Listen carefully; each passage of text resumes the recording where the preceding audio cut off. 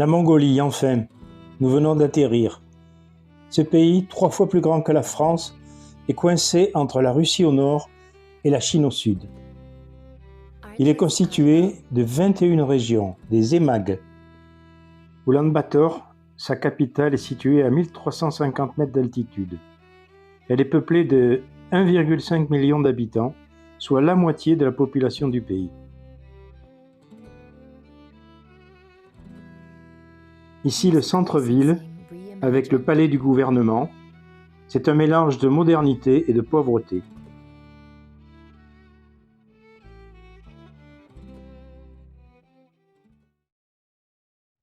Nous partons immédiatement pour Karakorum, l'ancienne capitale de la Mongolie.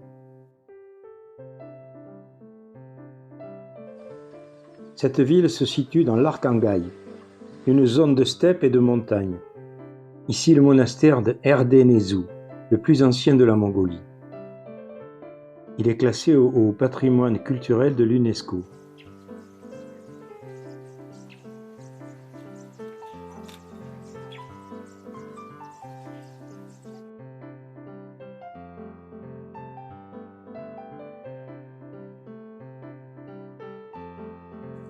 Le monastère bouddhiste a été partiellement détruit pendant l'ère soviétique. Plus de 1000 moines ont été assassinés.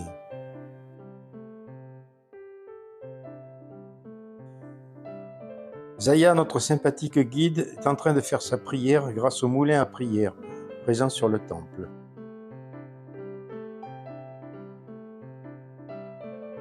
Aujourd'hui, la Mongolie est un État indépendant, doté d'un président, d'un premier ministre et d'un parlement. Elle est indépendante depuis 1992. La religion principale est le bouddhisme. Nous ne résistons pas au plaisir de faire un tour dans la petite ville de Karakorum. Aujourd'hui, c'est jour de marché et les gens sont très attirés par le billard. Ce sont des fans.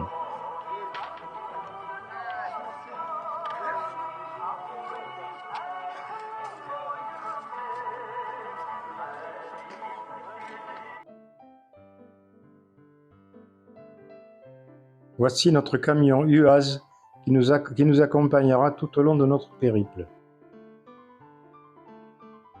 Tout près de Karakorum se trouve la magnifique vallée de la rivière Orgon qui est classée au patrimoine mondial de l'UNESCO.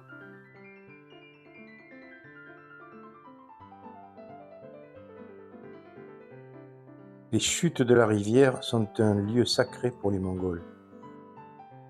Nous en profitons pour faire une halte et une partie de pêche. Ici, on pêche le taimen et la truite lenok. Il y a beaucoup de nature.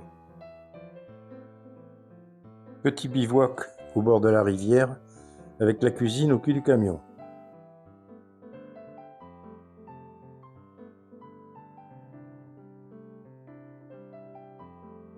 Loïc parviendra à prendre quelques truites grâce à un montage tout à fait original avec un bout de bois qui sert de bouchon.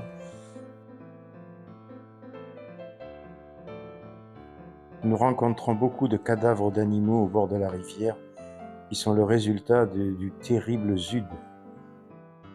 Il s'agit d'un radoucissement temporaire qui permet le retour de la pluie, suivi immédiatement par des températures glaciales. Les pâturages sont alors pris dans une gangue de givre, les animaux ne peuvent plus manger et meurent de faim.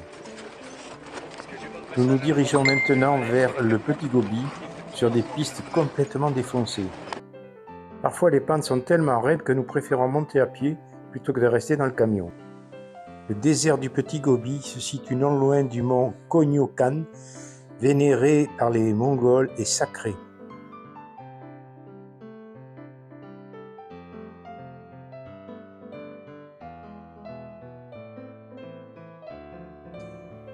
Nous nous dirigions vers les 8 lacs du Nombril lorsque notre camion s'est enlisé dans les tourbières. Michel, tu tires, on me filme.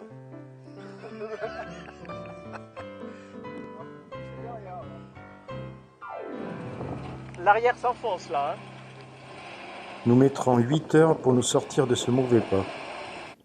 Nos hôtes nous attendent dans les petites yourtes tout là-bas au fond. Ouf, nous voici rendus à notre logement.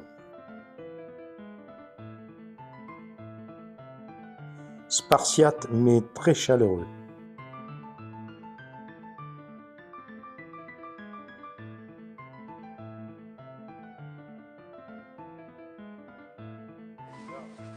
Ça vaut 1 euro. Moi j'ai un poncho, mais... Nous sommes accueillis par un feu de bois qui sera le bienvenu. La température est des plus fraîches.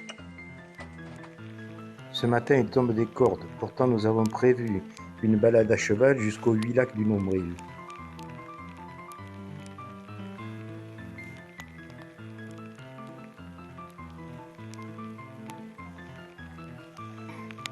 Les enfants du couple préparent les chevaux et Sec, notre chauffeur, fait partie de l'équipe.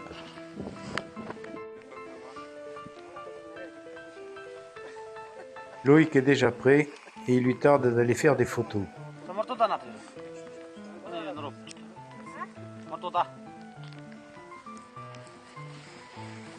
Nous progressons sous une pluie diluvienne. Les vallées sont pleines d'eau.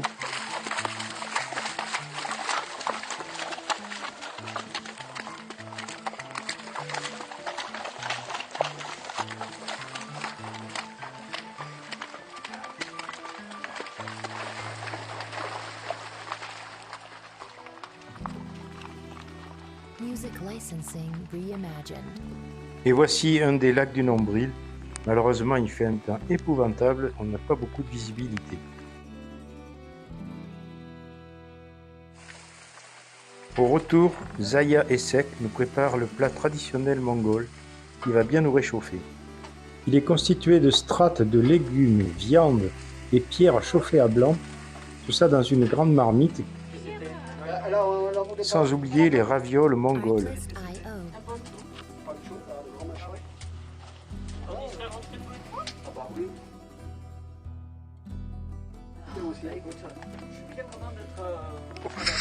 Moi aussi, je suis bien content d'être aux côtés du feu. Parce que là, je me suis bien caillé. Oh, et là, il fait bon. Et avec ce beau bois.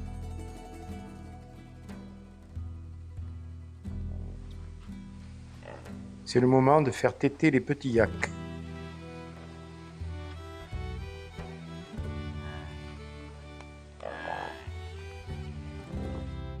Nous quittons cette sympathique famille en route pour de nouvelles aventures.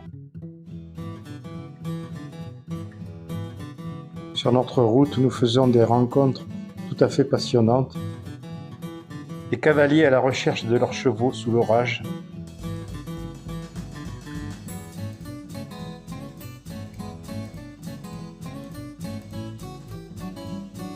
Les éleveurs capturent les chevaux sauvages pour trier ceux qui pourront être domestiqués.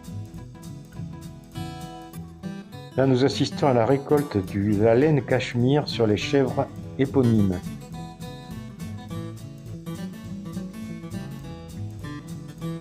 La quotidienne corvée d'eau et de traite des animaux.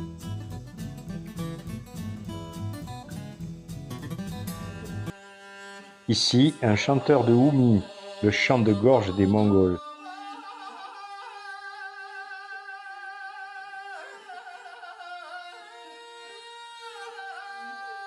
Nous sommes toujours très bien accueillis partout où nous passons.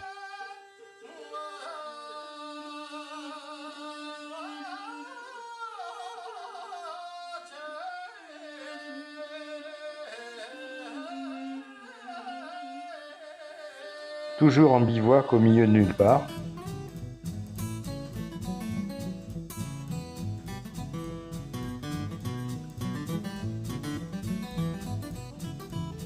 Toujours la corvée d'eau.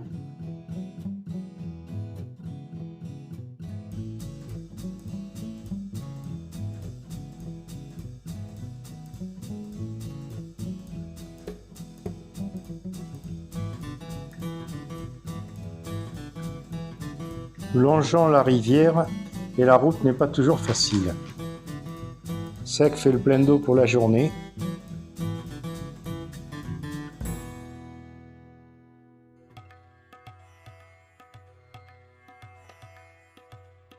Encore un bivouac au cul du camion, dans un paysage magnifique.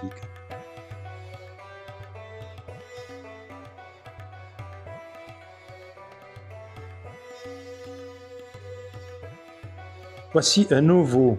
C'est une sorte de calvaire pour les Mongols qui tournent autour pour prier.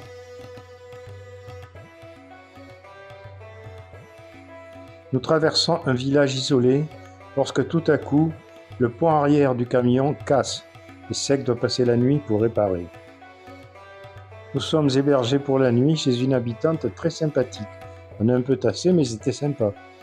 Nous avons pu fêter dignement l'anniversaire de Loïc. Ici, des chameaux de Bactriane. Aujourd'hui, c'est le Nadam, la fête nationale mongole. Beaucoup de courses de chevaux, de tir à l'arc, de lutte. Nous croisons le monument dédié à Gengis Khan. C'est grâce à cette figure légendaire que les nombreuses tribus nomades mongoles se sont fédérées. C'est notre guide de montagne qui nous amènera voir les Argalis, sorte de mouflons mongols.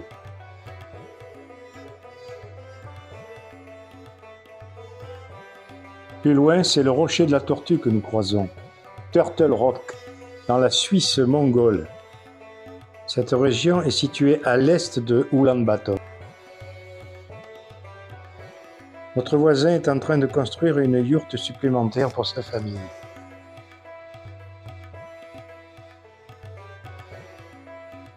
C'est fini, nous quittons la Mongolie pour y revenir en 2014.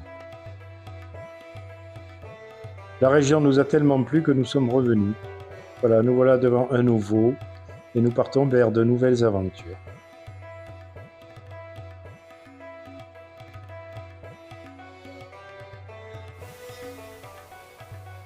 La première est notre rencontre avec les chevaux de Przewalski, quelque chose qui est tout à fait impressionnant. On revient sur des millénaires.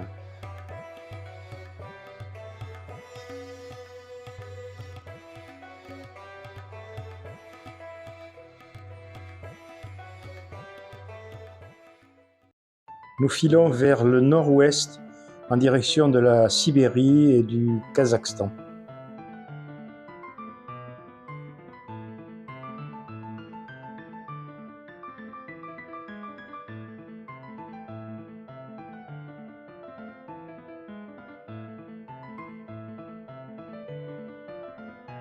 Voici l'un des féroces gardiens des troupeaux. Il les protège des loups. Pour ce périple, Sana et Aka renforcent l'équipe. Aka s'occupe de la cuisine et Sana conduit le deuxième véhicule. Dehors, le chameau de Bactriane nous regarde.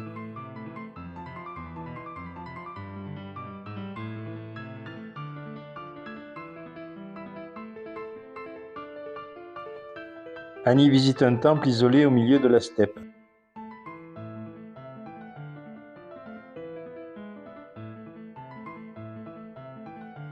Petite balade en chameau de Bactriane.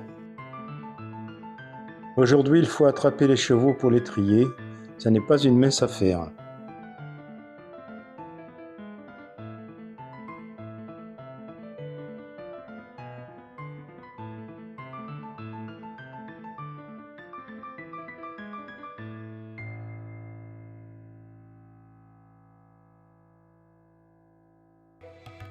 Nous repartons à travers le Gobi, toujours vers les monts d'Altaï.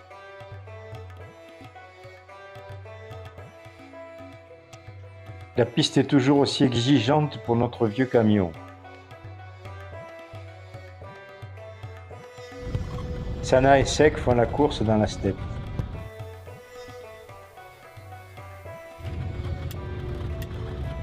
Tout à coup, nous traversons une grosse tempête de sable. C'est vraiment impressionnant.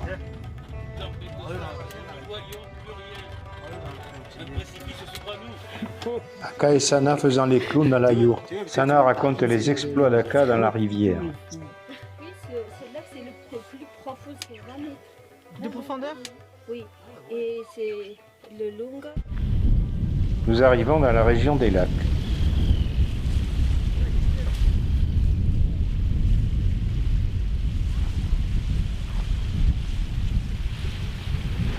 La piste est toujours aussi difficile et les passages sont parfois même dangereux.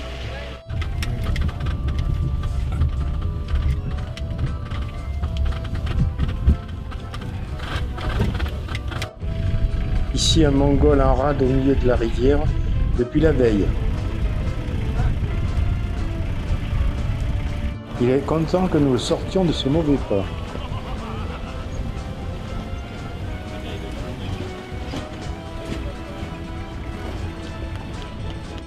Ici, pas de pont, toutes les rivières se traversent à gué.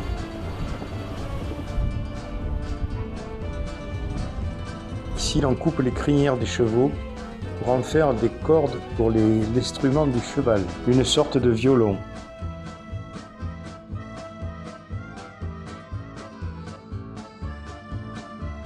Nous atteignons enfin le lac Uxbul tout au nord, près de la frontière sibérienne et non loin du lac Baïkal. Au mois de mai, il est encore gelé en grande partie.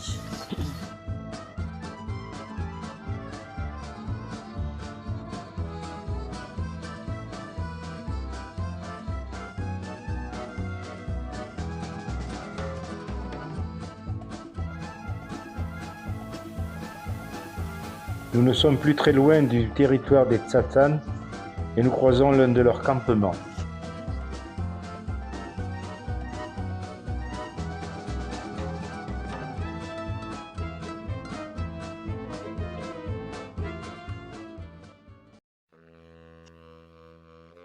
Nous nous rapprochons des montagnes de l'Altaï et du Kazakhstan, ici le lac Ufs.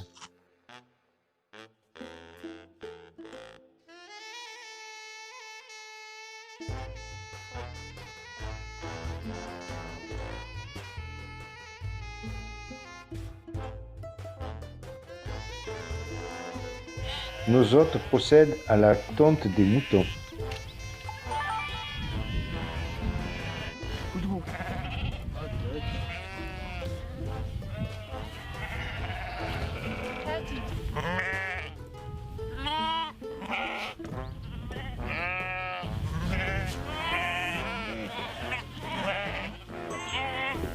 La piste est toujours aussi exigeante, nous avons bousillé un pneu.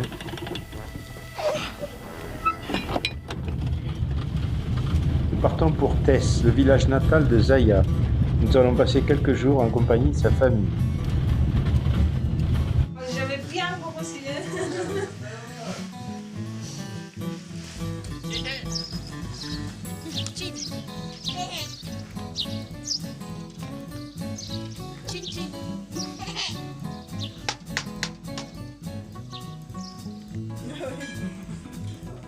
Rotko a un très bon appétit.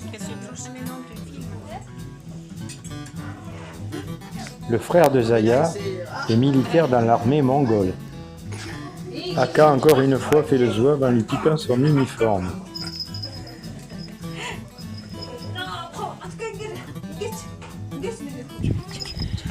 Rotko, le fils de Zaya et de Sek.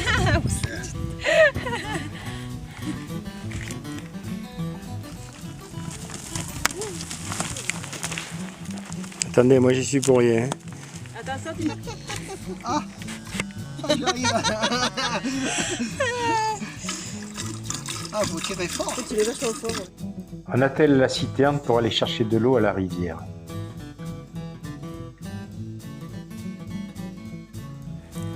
Mais auparavant, le beau-frère de Zaya souhaite nous faire partager un repas typiquement mongol au bord de la rivière.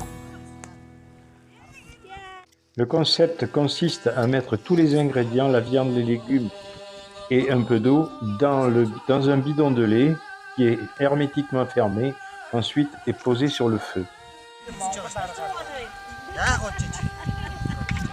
Aka ne peut s'empêcher de faire le zouave avant de charger l'eau.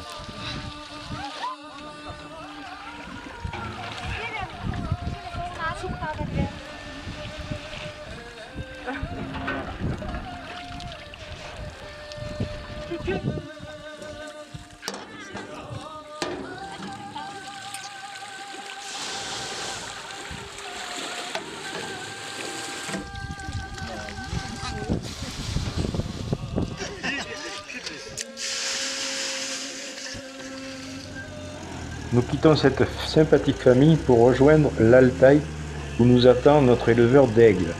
Mais en attendant, nous sommes coincés dans le Gobi, une fois de plus, ensablés.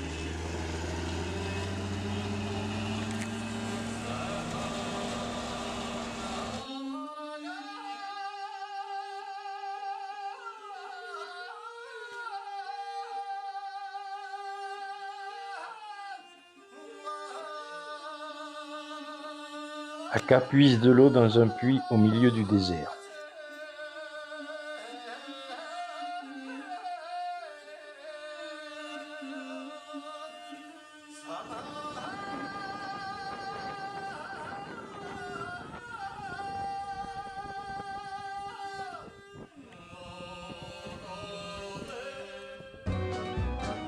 Nous arrivons enfin à Olgi, la ville la plus kazakh de Mongolie. Puis nous reprenons la route pour la dernière étape.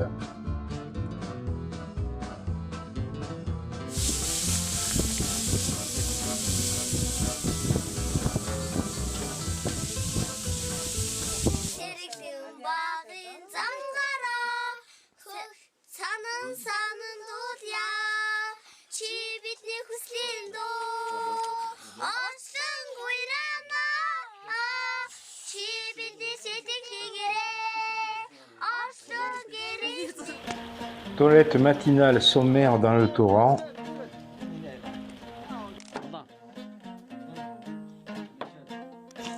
Nous prenons de l'altitude et arrivons dans un village isolé dans la montagne.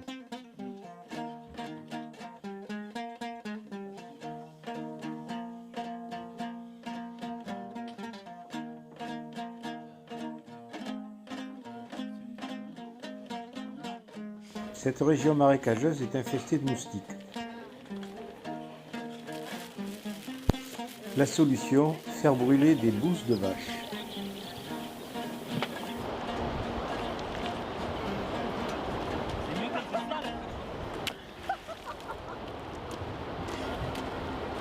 Traversée d'un village désert dans la montagne, avec sa mosquée, ici les Kazakhs sont musulmans majoritairement. Nous poursuivons notre ascension, les chemins sont très difficiles. Là, nous sommes complètement paumés dans la montagne. Miraculeusement, une voiture passe.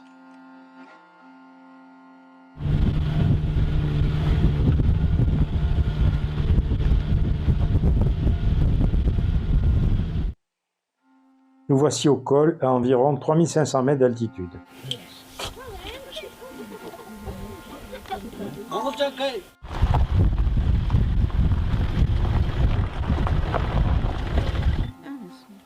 Nous sommes de nouveau égarés. Briefing avec des locaux pour sortir de ce mauvais temps.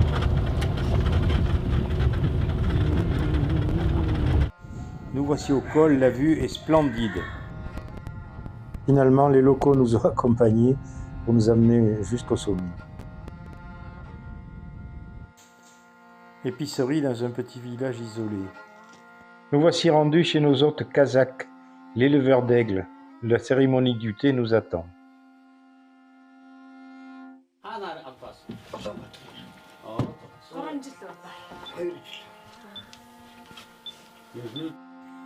Le chasseur de loups nous présente son aigle.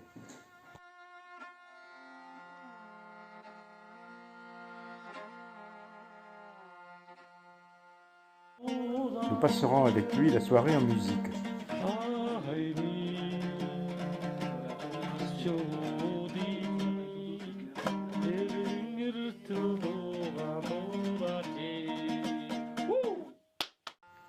L'étable et le troupeau de notre hôte.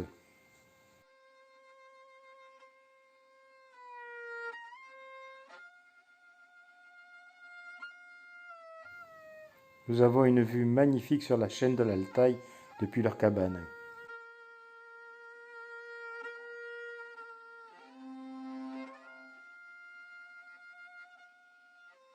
Nous quittons cette famille pour redescendre sur Olgi. Retour dans la vallée et nouvelle partie de pêche.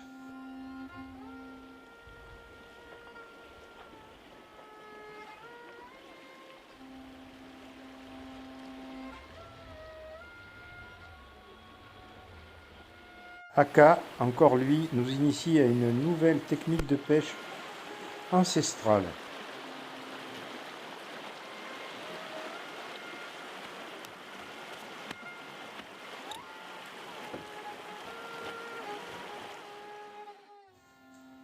Nous faisons un petit tour sur le marché d'Olgi avant de prendre l'avion pour Ulaanbaatar.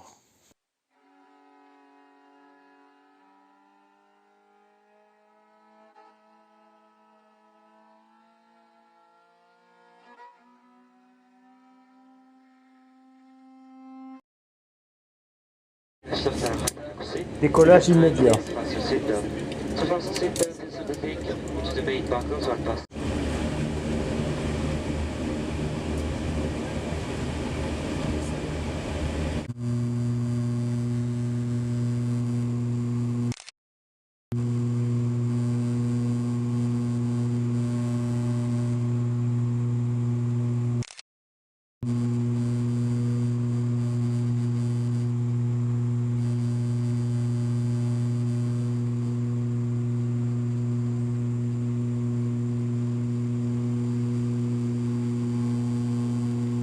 Nous survolons la ville d'Olgui.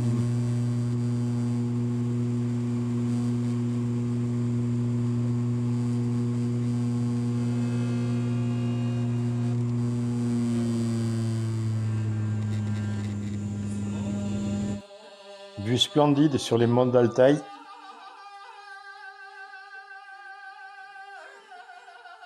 Nous allons à nouveau quitter ce beau pays avec l'espoir de pouvoir y retourner un jour. Mai 2018, Loïc décide d'aller faire un reportage chez les mineurs à l'est de la Mongolie.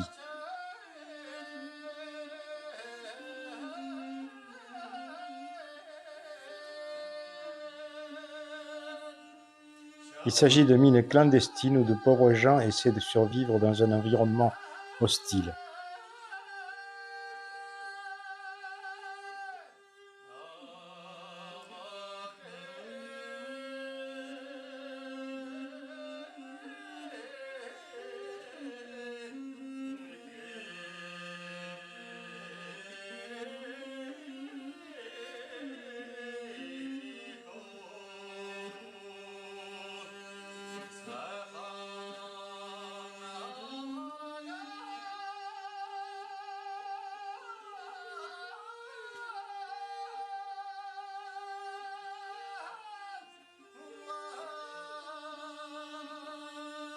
Malgré tout, les enfants s'amusent avec ce qu'ils ont et vont à l'école.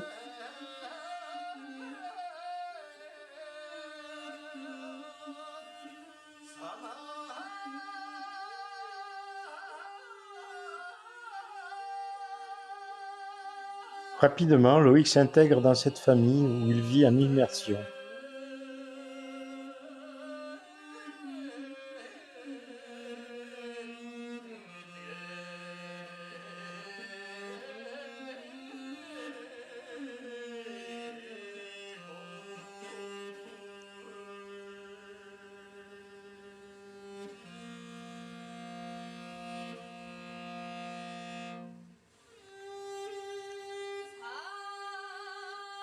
Les enfants savent s'adapter à toutes les situations.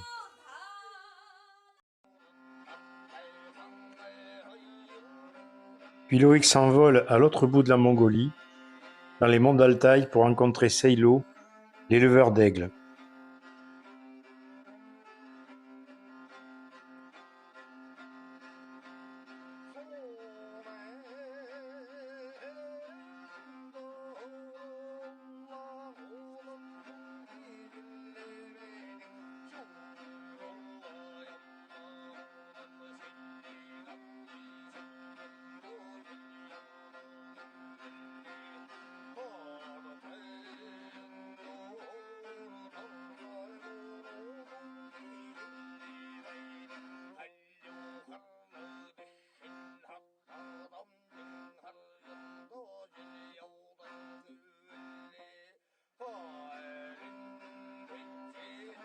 Ici aussi, Loïc s'intégrera très vite auprès de cette famille.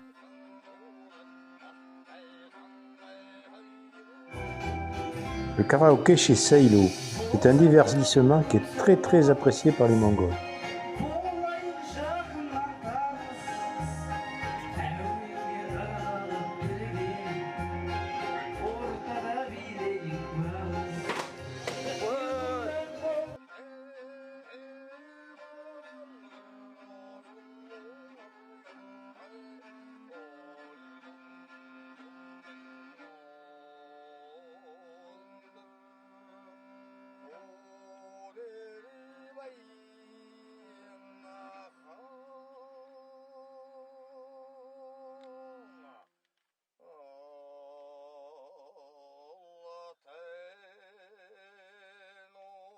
Seilo et ses voisins préparent la course de chevaux pour le Nadam.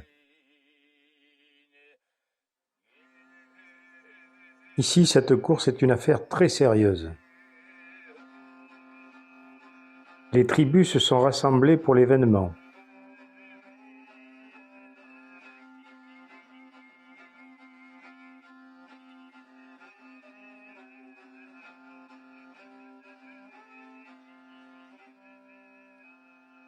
Loïc est aux premières loges lorsque le premier cheval arrive.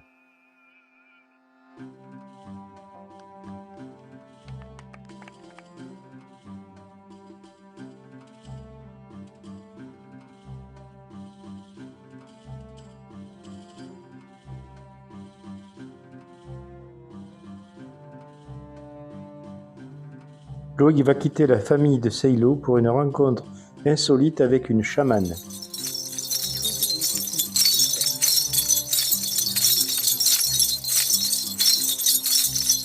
Les personnes présentes viennent demander la protection contre les mauvais esprits.